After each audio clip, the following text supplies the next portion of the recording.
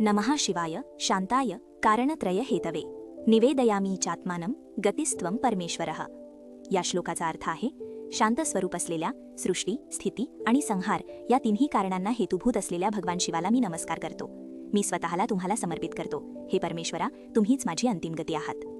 आजच्या काळात जिथे प्रत्येक गोष्टीला लॉजिक लागतं, तिथे आपल्या प्राचीन परंपरांवर, कुलदैवताच्या उपासनेवर अनेकदा प्रश्नचिन्ह उभं राहतं, नाही का? दूरवरच्या यात्रेला जाण्याची काय गरज आहे? जुन्या चालीरीती आजही का जपायच्या? पण मित्रांनो, काही गोष्टी बुद्धीच्या पलीकडच्या असतात। त्या अनुभवाच्या, श्रद्धेच्या आणि ऊर्जेच्या स्तरावर काम करतात। आपल्या महाराष्ट्राच्या परंपरेचा, भक्तीचा आणि शौर्याचा असाच एक तेजस्वी ऊर्जा स्रोत म्हणजे ज्योतिबा। ज्योतिबा हे केवळ एक नाव नाही, तर ती एक दिव्य शक्ती आहे, एक चैतन्यमय ऊर्जा केंद्र आहे। ज्योती म्हणजे प्रकाश आणि बा म्हणजे पिता, संरक्षक। याचा अर्थ ज्योतिबा म्हणजे अंधारातून प्रकाशाकडे नेणारे, रक्षण करणारे दिव्यत्व। त्यांना भगवान शिवशंकरांचेच केदारलिंग किंवा केदारेश्वर स्वरूप मानले जाते। काही परंपरांमध्ये त्यांना भगवान दत्तात्रेयांचा अवतारही मानतात, तर काही त्यांना ब्रह्मदेव, विष्णू आणि महेश या त्रिदेवांचे सम्मिलित स्वरूप मानतात। केदारनाथचे स्वरूप म्हणून ते दक्षिण काशीतील शिवाचेच एक अद्भुत रूप आहेत। यांच्या उत्पत्तीमागे एक अत्यंत तेजस्वी कथा दडलेली आहे। पूर्वी कोल्हापूर प्रांतात रत्नासूर नावाच्या महाभयंकर राक्षसाने धुमाकूळ घातला होता। त्याच्या त्रासाने देवी महालक्ष्मी देखील त्रस्त झाली होती। त्यावेळी देवांनी भगवान शंकरांची आर्त प्रार्थना केली। तेव्हा त्रैलोक्याचे रक्षण करण्यासाठी भगवान शंकरांनी हे दिव्य ज्योतिबा रूप धारण केले आणि रत्नासुराचा वध करून या भूमीला पुन्हा एकदा शांतता व धर्माचे राज्य प्रदान केले। याच रत्नासुराची वधभूमी वाडी रत्नागिरी म्हणून ओळखली जाते, जी आजही आपल्याला ज्योतिबांच्या पराक्रमाची गाथा सांगते। हे केवळ इतिहास नाही, तर तुमच्या जीवनातील अडचणींवर विजय मिळवण्याची प्रेरणा आहे। ज्योतिबा आजही आपल्या भक्तांचे संकटमोचक, त्यांचे रक्षण करते आणि अज्ञानाचा अंधार दूर करून ज्ञानाचा प्रकाश देणारे दैवत म्हणून पूजले जातात। महाराष्ट्रातील लाखो घराण्यांचे ते कुलदैवत आहेत, ज्यांच्या उपासनेने कुटुंबात एकोपा, समृद्धी आणि सुरक्षितता नांदते। तुमच्या कुटुंबात शांतता आणि भरभराट हवी आहे का? तर त्यांची उपासना तुम्हाला मार्ग दाखवेल। ते केवळ भूतकाळातले दैवत नाहीत, तर आजही ते तुमच्या सोबत उभे आहेत। या पवित्र मंदिराच्या निर्मितीमागेही एक प्रेरणादायी कथा आहे। साधारण 1730च्या दशकात नवजी नाईक भगत नावाच्या एका थोर भक्ताने या मंदिराचे बांधकाम केले आणि पुढे देवस्थान समितीने या देवस्थानाची व्यवस्थित देखभाल केली। हे मंदिर केवळ दगडविटांचे बांधकाम नसून ती आपल्या श्रद्धेची, आपल्या इतिहासाची आणि आपल्या संस्कृतीची साक्ष आहे। ही केवळ एक वास्तू नाही, तर ती पिढ्यानपिढ्या चालत आलेल्या श्रद्धेचं, टिकून राहिलेल्या विश्वासाचं प्रतीक आहे। तुम्ही या मंदिरात जाता तेव्हा केवळ एक इमारत पाहत नाही, तर एक जिवंत परंपरा अनुभवता। ज्योतिबांची मूर्ती स्थानिक काळ्या पाषाणात घडवलेली आहे। ती चतुर्भुज असून पादत्राणे धारण केलेल्या अवस्थेत उभी आहे। तिच्यावर विविध वस्त्रालंकार आणि शस्त्रे धारण केलेली आहेत। काळा पाषाण हा ऊर्जा शोषून घेणारा आणि उत्सर्जित करणारा मानला जातो, ज्यामुळे मूर्तीमध्ये दिव्य ऊर्जा संचित राहते। ही मूर्ती केवळ एक शिल्प नसून ती साक्षात ज्योतिबांच्या चैतन्याचं प्रतीक आहे। जेव्हा तुम्ही या मूर्तीसमोर उभे राहता, तेव्हा तुम्हाला केवळ दगड दिसत नाही, तर एक जिवंत ऊर्जा, एक चैतन्य अनुभवता येतं। या मूर्तीतील रहस्य तुम्हाला ही ऊर्जा देईल। ज्योतिबांच्या मंदिरातील उत्सव मूर्ती पालखीतून मिरवली जाते। एक अद्वितीय परंपरा म्हणजे यमाई देवी, ज्यांना ज्योतिबा यांची कटारी रूपातील जमदग्नी ऋषींसोबतच्या त्यांच्या विवाहाचा सोहळा मोठ्या भक्तिभावाने साजरा केला जातो। यातून देवदेवतांच्या कौटुंबिक आणि सामाजिक नात्यांची गुंफण आपल्याला पाहायला मिळते। या विधींमधून आपल्याला केवळ धार्मिकता नव्हे, तर आपल्या संस्कृतीतील नात्यांचे महत्त्व आणि एकोपा शिकायला मिळतो। हे नातेसंबंध आपल्यालाही आपले कुटुंब आणि समाज कसे जपायचे हे शिकवतात।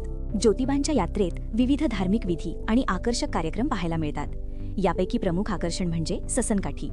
उंच काठ्यांवर आकर्षक गोंडा लावून त्या घेऊन भाविक प्रवास करतात। ही ससनकाठी म्हणजे केवळ एक लाकडी काठी नाही, तर ती आपल्या श्रद्धेचे, आपल्या धैर्याचे आणि आपल्या दृढनिश्चयाचे प्रतीक आहे। जीवनात कितीही अडथळे आले तरी आपल्या ध्येयाप्रत वाटचाल करण्याची प्रेरणा ती देते। जणू आपल्या पूर्वजांच्या शौर्याची ती ध्वजाच असते। ही काठी तुम्हाला सांगते, कितीही मोठी अडचण येऊ दे, थांबायचं नाहीये। या यात्रेत हत्ती, उंट आणि तोफगाड्यांसारख्या पारंपरिक मिरवणुकीची प्रथा आहे, जी ज्योतिबांच्या राजेशाही पराक्रमाची आणि रक्षणकर्त्या भूमिकेची आठवण करून देते। या यात्रेचे खास वैशिष्ट्य म्हणजे गुलाबी गुलाल उधळण्याची परंपरा। हा गुलाल आनंद, विजय आणि भक्तीच्या उत्सवाचे प्रतीक आहे। रत्नासुरावर मिळवलेल्या विजयाच्या आनंदात भक्त एकमेकांवर गुलाल उधळतात। गुलाबी रंग प्रेम, सौहार्द आणि मंगलभावना दर्शवतो।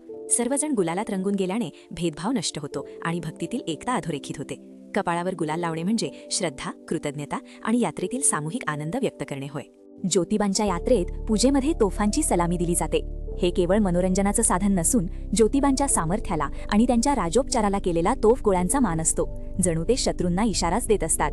हा मान आपल्याला आठवण करून देतो की आपल्या आतही एक सामर्थ्य आहे, जे वाईट शक्तींवर मात करू शकतं। ही सलामी तुम्हालाही तुमच्या शत्रूंना म्हणजेच तुमच्यातील नकारात्मकतेला इशारा देण्यास शिकवते। आजच्या धावपळीच्या ताणतणावाच्या जीवनात आपल्याला अनेकदा असुरक्षित वाटते. भीती, अनिश्चितता यामुळे आपले मन अस्थिर होते. अशा वेळी ज्योतिबांसारख्या रक्षणकर्त्या दैवताची उपासना आपल्याला केवळ मानसिक बळ देत नाही, तर एक आंतरिक सुरक्षिततेची भावना निर्माण करते. ही केवळ श्रद्धा नाही, तर आपल्या मनाच्या गहन स्तरांवर ऊर्जा देणारी एक वैज्ञानिक प्रक्रिया आहे. भीती तुम्हाला निष्क्रिय करते, पण ही उपासना तुम्हाला तुमच्या आतून मजबूत करेल. तुम्हाला बाहेरच्या संरक्षणाची वाट पाहावी लागणार नाही, कारण तुमच्या आतच ते सामर्थ्य निर्माण होईल. ज्योतिबांच्या यात्रेत लाखो भाविक जमतात. ही केवळ गर्दी नसते, तर ती एका सामूहिक ऊर्जेची, एक समान श्रद्धेची अभिव्यक्ती असते. जेव्हा हजारो लोक एकाच श्रद्धेने, एकाच दिशेने, एकाच दैवताचं नामस्मरण करत प्रवास करतात, तेव्हा त्यातून एक प्रचंड सकारात्मक ऊर्जा निर्माण होते. याला मॉर्फिक रेझोनन्स किंवा सामूहिक चेतना असेही म्हणता येईल, जी आपल्या भोवतालच्या वातावरणाला शुद्ध करते आणि आपल्यालाही नवी स्फूर्ती देते, आपल्यातील सुप्त शक्तींना जागृत करते. या ऊर्जेचा अनुभव घेण्यासाठी तुम्हाला स्वतः तिथे जावं लागेल. ही ऊर्जा तुमच्या आयुष्यात सकारात्मक बदल घडवेल. ज्योतिबांची उपासना कशी करावी, त्यासाठी खूप क्लिष्ट विधी असावेत असं नाही. खरी उपासना अंतःकरणात असते. तरीही काही गोष्टी आहेत ज्या आपण आपल्या घरीही करू शकतो. 1. नामस्मरण. सकाळी किंवा सायंकाळी शांतपणे बसून ओम श्री ज्योतिर्लिंगाय नमो नमः किंवा ओम श्री केदारेश्वराय नमः या मंत्राचा 108 वेळा जप करावा. मंत्रातील ध्वनिकंपने आपल्या मनाला शांत करतात आणि सकारात्मक ऊर्जा देतात. हा जप करताना डोळे एकूण ज्योतिरांच्या तेजस्वी रूपाचे ध्यान करा. यामुळे तुमचे मन शांत होईल आणि तुम्हाला आंतरिक शक्तीचा अनुभव येईल. ज्योतिबांचा गुलाल आपल्या कपाळाला लावावा. घरातही तुम्ही पूजेमध्ये थोडा गुलाल अर्पण करू शकता. हे समर्पण आणि त्यागाचं प्रतीक आहे. 3. दीप प्रज्वलन. सायंकाळी आपल्या देवघरात ज्योतिबांच्या फोटोसमोर किंवा मूर्तीसमोर एक शुद्ध तुपाचा दिवा लावावा. तमसो मा ज्योतिर्गमय. अंधारातून प्रकाशाकडे. हा दिवा आपल्या जीवनातील अज्ञानाचा अंधार दूर करून ज्ञानाचा प्रकाश देण्याचं प्रतीक आहे. तुपाचा दिवा सकारात्मक ऊर्जा निर्माण करतो. गुलाल लावताना ज्योतिबांचं स्मरण करा आणि दिवा लावताना तुमच्या जीवनातील अंधार दूर होत असल्याची कल्पना करा. हे छोटे विधी तुमचं मन आणि घर सकारात्मकतेने भरून टाकतील. प्रसाद म्हणून तुम्ही खारीक खोबरे मिश्रण किंवा घरातील कोणताही सात्विक पदार्थ भक्तीने अर्पण करू शकता. त्यात महत्त्वाचे असते ते शुद्ध भक्तीने केलेले अर्पण. यात्रेतील सहभाग. शक्य असल्यास वर्षातून एकदा तरी ज्योतिबांच्या यात्रेला त्यांच्या पवित्र मंदिराला भेट द्या. त्या पवित्र भूमीत पाऊल ठेवल्यानेच एक वेगळी ऊर्जा मिळते. तिथे जाऊन गोंधळ किंवा जागरणसारख्या पारंपरिक कार्यक्रमांमध्ये सहभागी व्हा.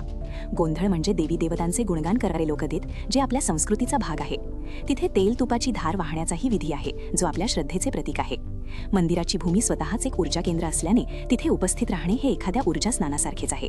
हा अनुभव तुमच्या जीवनात एक नवीन अध्याय सुरू करेल. ज्योतिबा हे एक रक्षणकर्ते दैवत आहेत. त्यांच्याकडून आपण संरक्षण आणि शौर्य हे गुण शिकू शकतो.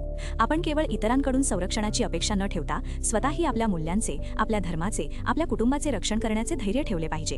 जीवनात येणाऱ्या अडचणींना आणि संकटांना घाबरून न जाता ज्योतिबांनी रत्नासुराचा वध केला, त्याप्रमाणे आपणही आपल्यातील दुर्गुणांचा, आपल्यातील आळसाचा, भीतीचा वध करून पुढे गेले पाहिजे.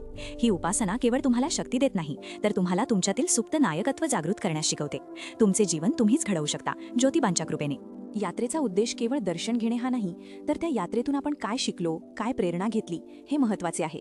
ज्योतिबांच्या कृपेने आपल्याला आंतरिक बळ मिळो, आपल्यातील सुप्त शक्ती जागृत होवो आणि आपण आपल्या जीवनातील प्रत्येक आव्हानाला सामोरे जाण्यासाठी सक्षम होवो, हीच माझी प्रार्थना.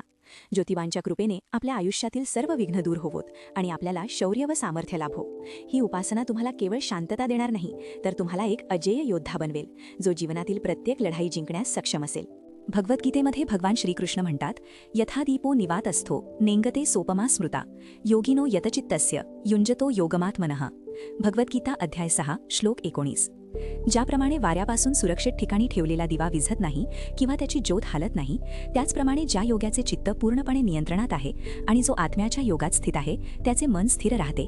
हीच स्थिरता, हेच आंतरिक बळ ज्योतिबांच्या उपासनेतून तुम्हाला मिळू शकते. ओम नमः शिवाय.